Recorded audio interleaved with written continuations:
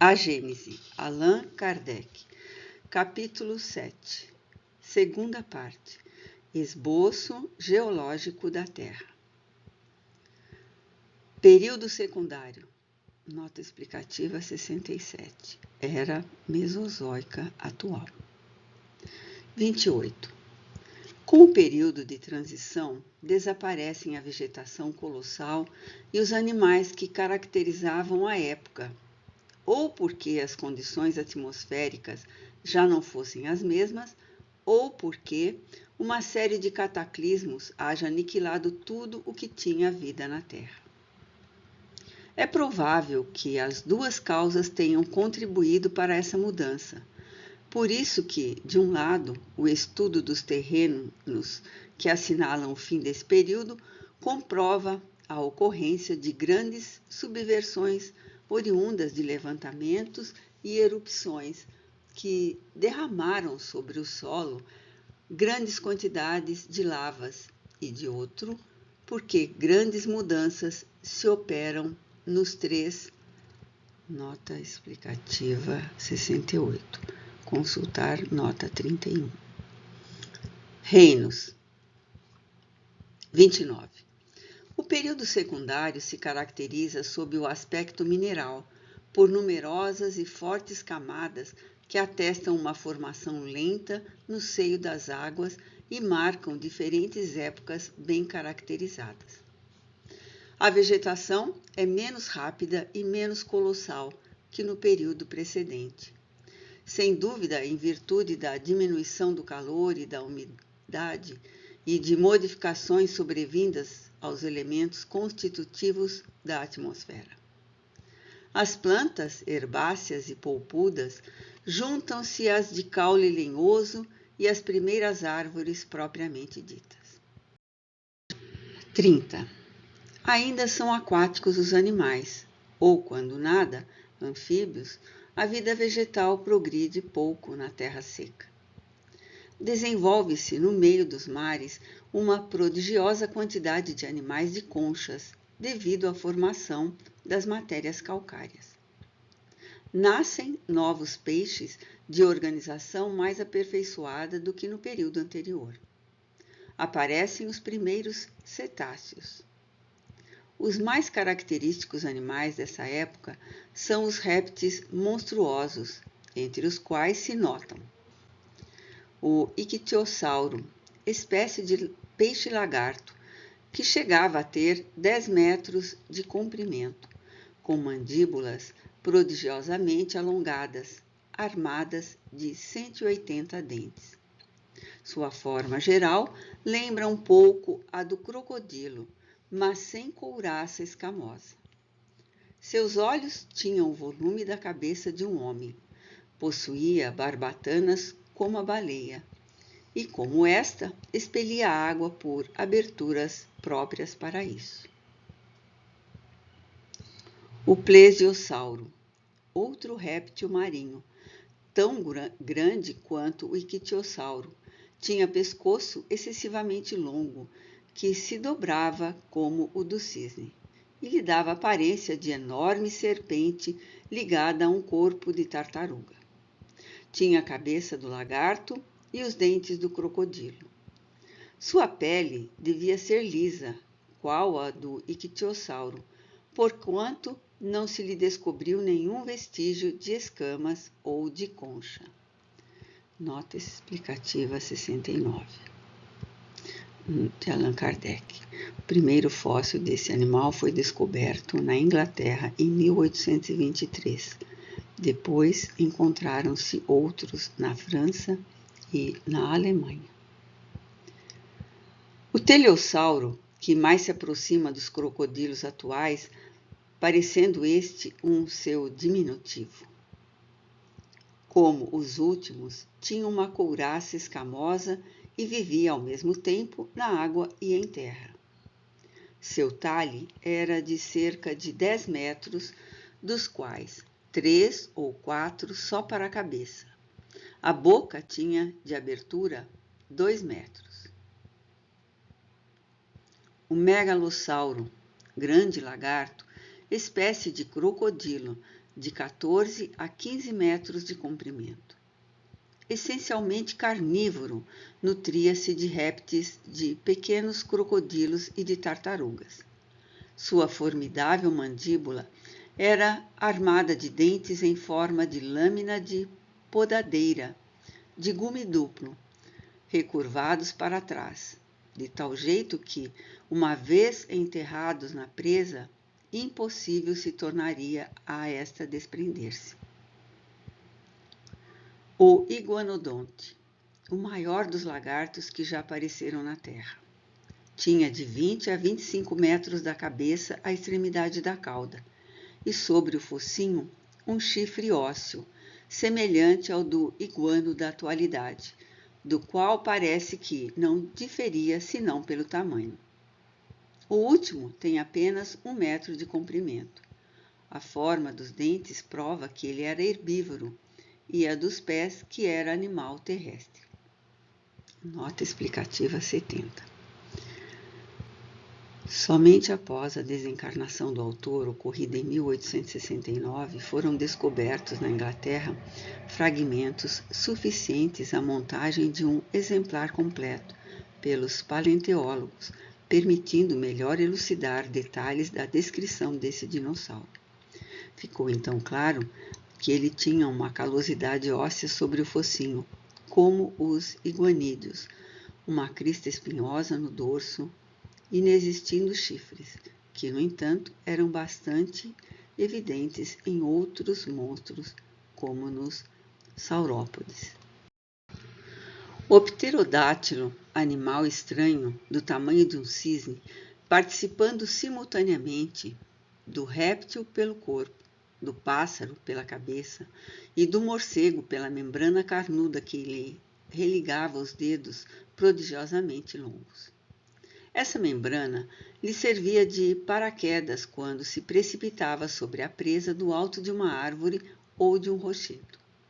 Não possuía bico córneo como os pássaros, mas os ossos das mandíbulas, do comprimento da metade do corpo e guarnecidos de dentes, terminavam em ponta como um bico. 31. Durante esse período, que há de ter sido muito longo, como atestam o número e a pujança das camadas geológicas, a vida animal tomou enorme desenvolvimento no seio das águas, tal qual se dera com a vegetação no período que findara. Mais depurado e mais favorável à respiração, o ar começou a permitir que alguns animais vivessem em terra. O mar se deslocou muitas vezes, mas sem abalos violentos. Com esse período, desaparecem, por sua vez, aquelas raças de gigantescos animais aquáticos, substituídos mais tarde por espécies análogas de formas menos desproporcionadas e de menor porte.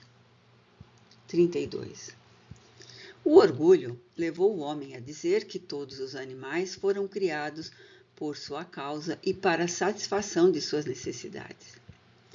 Mas qual o número dos que lhe servem diretamente, dos que lhe foi possível submeter, comparado ao número incalculável daqueles com os quais nunca teve nem nunca terá qualquer relações?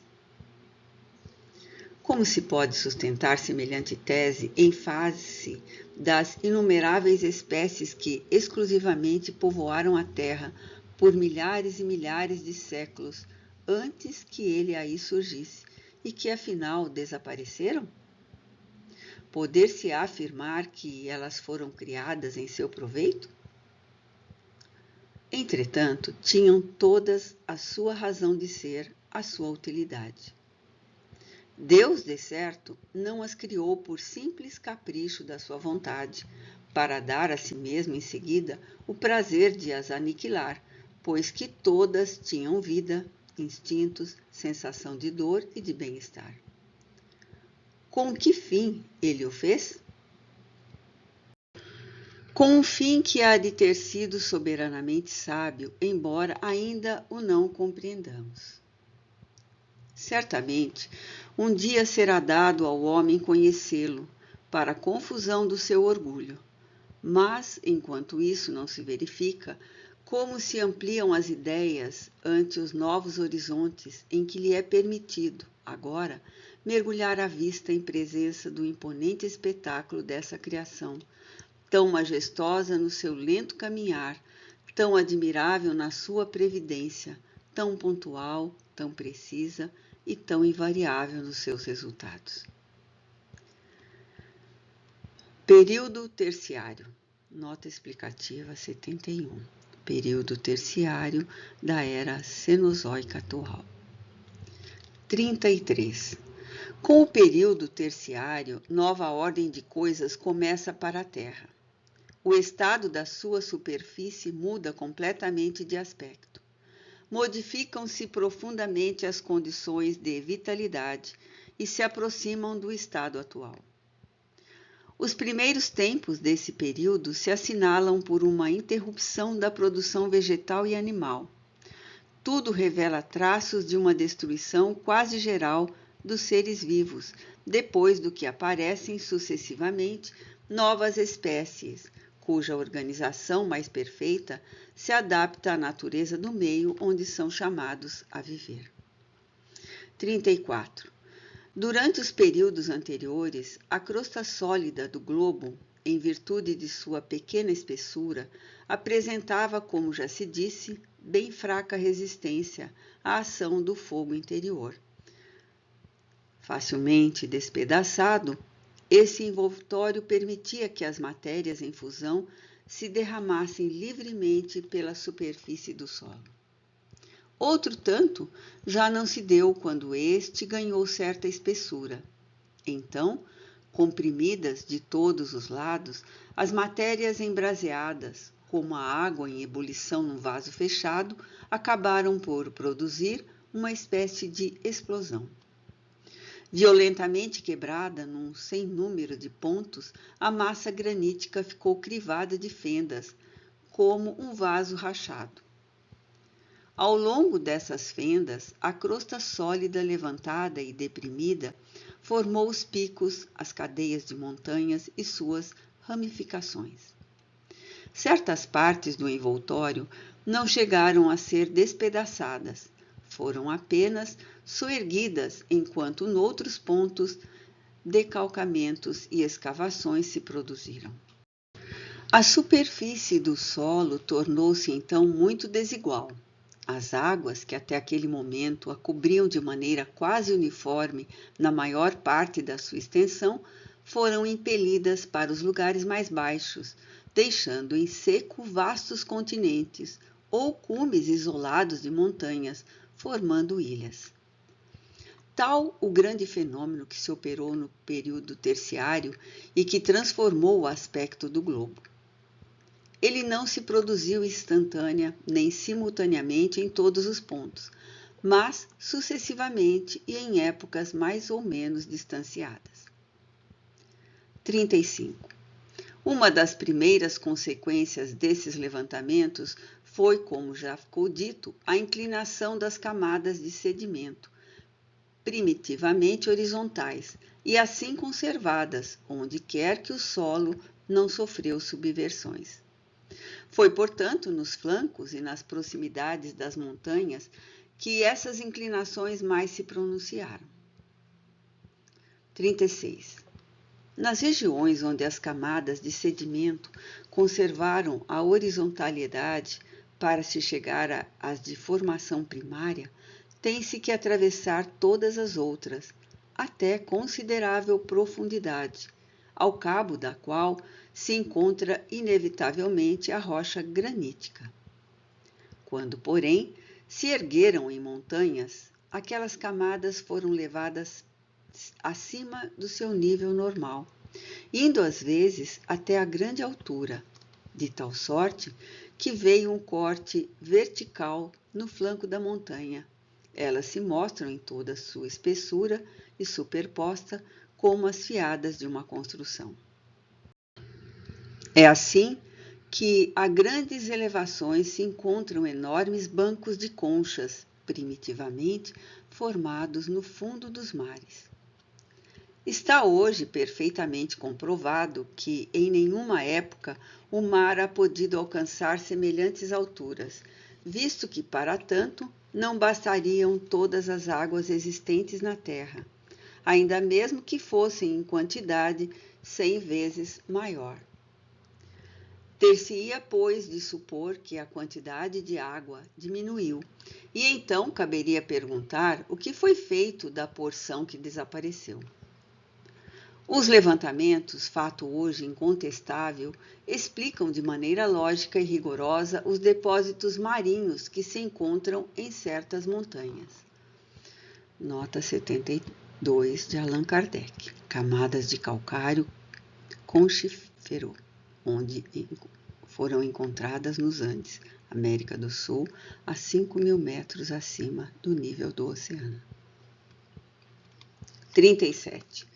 Nos lugares onde o levantamento da rocha primitiva produziu completa rasgadura do solo, quer pela rapidez do fenômeno, quer pela forma, altura e volume da massa levantada, o granito foi posto a nu, qual um dente que irrompeu da gengiva. Levantadas, quebradas e arrumadas, as camadas que o revestiam ficaram a descoberto. É assim que terrenos pertencentes às mais antigas formações e que, na posição primitiva, se achavam a grande profundidade, compõem hoje o solo de certas regiões. 38. Deslocada por efeito dos soerguimentos, a massa granítica deixou em alguns sítios fendas por onde se escapa o fogo interior e se escoam as matérias em fusão. Os vulcões, que são como que chaminés da imensa fornalha, ou melhor, válvulas de segurança, que dando saída ao excesso das matérias ígneas, preservam o globo de comoções muito mais terríveis. Daí o poder dizer-se que os vulcões em atividade são uma segurança para o conjunto da superfície do solo. Da intensidade desse fogo é possível fazer-se ideia, ponderando-se que no seio mesmo dos mares se abrem vulcões e que a massa de água que os recobre e neles penetra não consegue extingui-los. 39.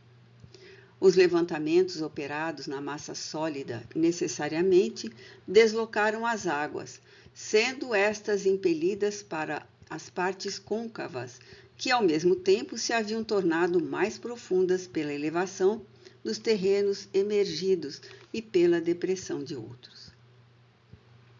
Mas esses terrenos, tornados baixos, levantados por sua vez ora num ponto, ora noutro, expulsaram as águas que refluíram para outros lugares, e assim por diante, até que houvesse podido tomar um leito mais estável. Os sucessivos deslocamentos dessa massa líquida forçosamente trabalharam e torturaram a superfície do solo. As águas, escoando-se, arrastaram consigo uma parte dos terrenos de formação anteriores, postos a descoberto pelos levantamentos. Desnudaram algumas montanhas que eles cobriam e lhes deixaram à mostra a base granítica ou calcária. Profundos vales foram cavados, enquanto outros eram aterrados. Há, pois, montanhas diretamente formadas pelo fogo central, principalmente as graníticas. Outras devidas à ação das águas que, arrastando as terras móveis e as matérias solúveis, cavaram vales em torno de uma base resistente, calcária ou de outra natureza. As matérias carreadas pelas correntes de água formaram as camadas do período terciário, que facilmente se distingue dos precedentes, menos pela composição, que é quase a mesma do que pela disposição. As camadas dos períodos primário, de transição e secundário, formadas sobre uma superfície pouco acidentada, são mais ou menos uniformes na Terra toda. As do período terciário, formadas, em vez disso, sobre base muito desigual, e pela ação carreadora das águas, apresentam um caráter mais local. Por toda parte, fazendo-se escavações de certa profundidade, encontram-se todas as camadas anteriores na ordem em que se formaram, ao passo que não se encontra por toda parte o terreno terciário nem todas as suas camadas. 40. Durante os reviramentos do solo ocorridos no princípio deste período, a vida orgânica, como é fácil de conceber-se, teve que ficar estacionária por algum tempo, o que se reconhece examinando terrenos baldos de fósseis. Desde, porém, que sobreveio um estado mais calmo, reapareceram os vegetais e os animais, estando mudadas as condições de vitalidade, mais depurada a atmosfera, formaram-se novas espécies, com organização mais perfeita. As plantas, sob o ponto de vista da estrutura, diferem pouco das de hoje. 41. No decorrer dos 2 períodos precedentes, eram poucos extensos os terrenos que as águas não cobriam. Eram, ainda assim, pantanosos e com frequência ficavam submersos. Essa a razão porque só havia animais aquáticos ou anfíbios. O período terciário, em o qual vários continentes se formaram, caracterizou-se pelo aparecimento dos animais terrestres. Nota explicativa 73. No período secundário, que corresponde à era mesozoica, ocorre o desenvolvimento e expansão dos dinossauros. Nesta mesma era, os continentes já estavam formados. No final da era mesozoica, há 55 milhões de anos, ocorre a extinção dos dinossauros. Assim como o período de transição assistiu ao nascimento de uma vegetação colossal, o período secundário ao de répteis monstruosos, também o terciário presenciou o de gigantescos mamíferos, quais o elefante, o rinoceronte, o hipopótamo, o paleotério, o megatério, o dinotério, o mastodonte, o mamute, etc. Estes 2 últimos, variedades do elefante, tinham de 5 a 6 metros de altura e suas defesas chegavam a 4 metros de comprimento. Também assistiu esse período o nascimento dos pássaros, bem como a maioria das espécies animais que ainda hoje existem. Nota explicativa 74. A paleontologia situa o surgimento dos pássaros na era mesozoica moderna, mais exatamente no período Jurássico, que corresponde ao período secundário desta obra. Algumas dessa época sobreviveram aos cataclismos posteriores. Outras, qualificadas genericamente de animais antediluvianos, desapareceram completamente ou foram substituídas por espécies análogas, de formas menos pesadas e menos maciças, cujos primeiros tipos foram como de esboços. Tais o Felis spelior, animal carnívoro do tamanho de um touro, com os caracteres anatômicos do tigre e do leão. O Cervus magaceron, variedade do cervo, cujos chifres compridos de 3 metros eram espaçados de 3 a 4 nas extremidades. Período diluviano. Nota explicativa 75. Corresponde à época do Pleistoceno no período quaternário da era Cenozoica. 42. Este período teve a assinalá-lo um dos maiores cataclismos que revolveram o globo, cuja superfície ele mudou mais uma vez de aspecto, destruindo uma imensidade de espécies vivas, das quais apenas restam despojos. Por toda a parte, deixou traços que atestam a sua generalidade. As águas, violentamente arremessadas, fora dos respectivos leitos, invadiram os continentes, arrastando consigo as terras e os rochedos, desnudando as montanhas, desarraigando as florestas seculares. Os novos depósitos que elas formaram são designados, em geologia, pelo nome de terrenos diluvianos.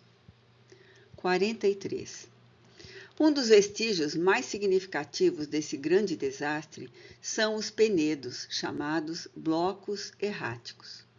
Dá-se essa denominação a rochedos de granito que se encontram isolados nas planícies, repousando sobre terrenos terciários e no meio de terrenos diluvianos. Algumas vezes, a muitas centenas de léguas das montanhas de onde foram arrancados. É claro que só a violência das correntezas ha podido transportá-los a tão grandes distâncias. 76. Nota de Allan Kardec. Um desses blocos, evidentemente provindo pela sua composição das montanhas da Noruega, serve de pedestal à estátua de Pedro o Grande, em São Petersburgo. 44. Outro fato não menos característico e cuja causa se não descobriu ainda é que só nos terrenos diluvianos se encontra os primeiros aerólitos, pois que somente nessa época eles começaram a cair. Segue-se que anteriormente não existia a causa que os produz. 45. Foi também por essa época que os polos começaram a cobrir-se de gelo e que se formaram as geleiras das montanhas, o que indica notável mudança na temperatura da Terra. Mudança que deve ter sido súbita, porquanto se houvesse operado gradualmente, os animais, como os elefantes, que hoje só vivem nos climas quentes e que são encontrados em tão grande número no estado fóssil nas terras polares, teriam tido de retirar-se pouco a pouco para as regiões mais temperadas. Tudo denota, ao contrário, que eles provavelmente foram colhidos de surpresa por um grande frio e sitiados pelos gelos. Nota de Allan Kardec, 77. Em 1771, o naturalista russo Pallas, Peter Simon Pallas, 1741-1811, alemão, se tornou famoso na Rússia. Encontrou nos gelos do norte o corpo inteiro de um mamute revestido da pele e conservando parte das suas carnes. Em 1799, descobriu-se outro, igualmente encerrado num enorme bloco de gelo, na embocadura do Lena, na Sibéria, e que foi descrito pelo naturalista Adams. Os iacutos das circunvizinhanças lhe despedaçaram as carnes para alimentar seus cães. A pele se achava coberta de pelos negros e o pescoço guarnecia-o espessa crina.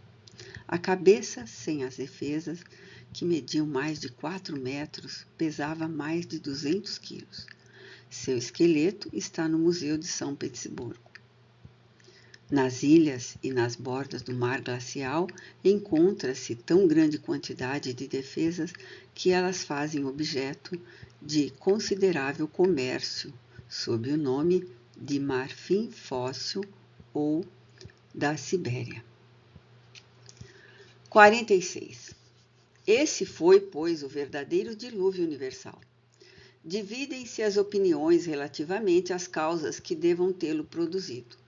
Quais, porém, que elas sejam, o que é certo é que o fato se deu. A suposição mais generalizada é de que uma brusca mudança sofreu a posição do eixo e dos polos da Terra. Daí, uma projeção geral das águas sobre a superfície.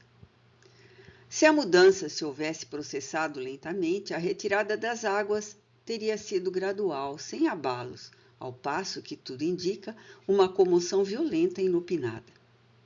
Ignorando qual a verdadeira causa, temos que ficar no campo das hipóteses.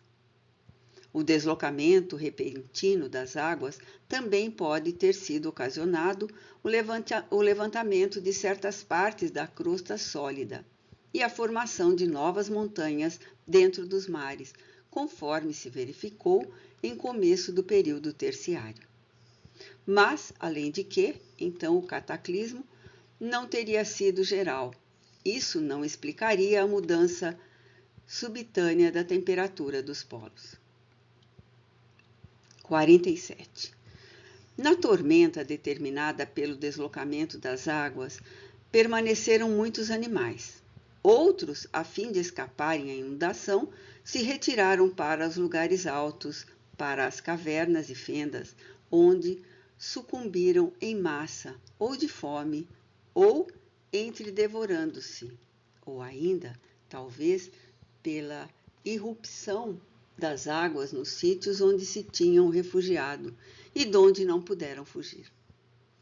Assim se explica a grande quantidade de ossadas de animais diversos, carnívoros e outros, que são encontrados de mistura em certas cavernas, que por essa razão foram chamadas brechas ou cavernas ossosas.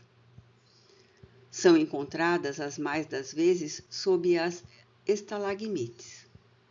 Nalgumas, as ossadas parecem ter sido arrastadas para ali pela correnteza das águas. Nota 78 de Allan Kardec. Conhece-se grande número de cavernas semelhantes, algumas de enorme extensão. Várias existem no México, de muitas léguas. A de Augsburg, em Carniola, Áustria, tem nada menos de 3 léguas. Uma das mais notáveis é a de Weilenroth, no Württemberg. Há muitas delas na França, na Inglaterra, na Alemanha, na Itália, Sicília e outros países da Europa. Período pós-diluviano ou atual. Nota explicativa 79. Corresponde atualmente à época do Holoceno, no período quaternário da Era Cenozoica, época atual. Nascimento do homem. 48. Uma vez restabelecido o equilíbrio na superfície do planeta, prontamente a vida vegetal e animal retomou o seu curso. Consolidado, o solo assumiu uma colocação mais estável. O ar purificado se tornara apropriado a órgãos mais delicados. O sol, brilhando em todo o seu esplendor através de uma atmosfera límpida, difundia com a luz um calor menos sufocante e mais vivificador do que o da fornalha interna. A terra se povoava de animais menos ferozes e mais sociáveis. Mais suculentos, os vegetais proporcionavam alimentação menos grosseira. Tudo, enfim, se achava preparado no planeta para um novo hóspede que o viria a habitar. Apareceu então o homem, último ser da criação. A inteligência desse ser concorreria dali em diante para o progresso geral, progredindo ele próprio. 49.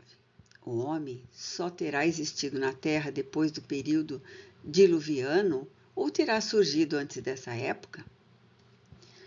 Questão é esta muito controvertida hoje, mas sua solução, seja qual for, nada mudará no conjunto dos fatos verificados, nem fará que o aparecimento da espécie humana não seja anterior de muitos milhares de anos, à data que assina a Gênese bíblica. O que fez, se supusesse, o advento dos homens ocorreu posteriormente ao dilúvio, foi o fato de não se ter achado vestígio autêntico da sua existência no período anterior. As ossadas descobertas em diversos lugares e que geraram a crença na existência de uma raça de gigantes antediluvianos foram reconhecidas como de elefantes. O que está fora de dúvida é que não existia o homem nem no período primário, nem no de transição, nem no secundário. Não só porque nenhum traço dele se descobriu, como também porque não havia para ele condições de vitalidade.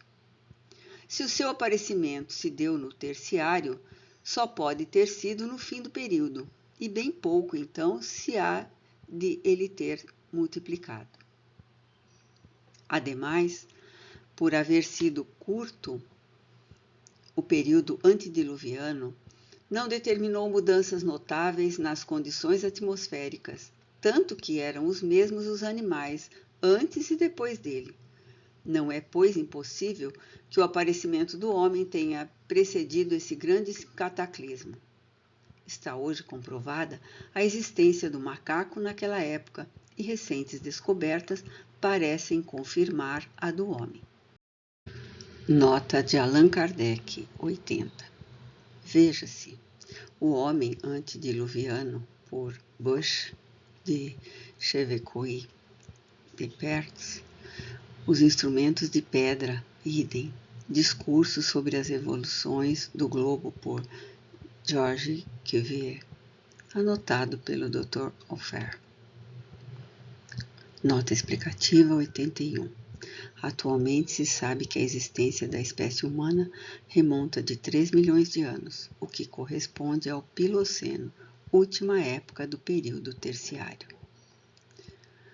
Como quer que seja, tenha o homem aparecido ou não antes do grande dilúvio universal, o que é certo é que o seu papel humanitário, somente no período pós-diluviano, começou a esboçar-se.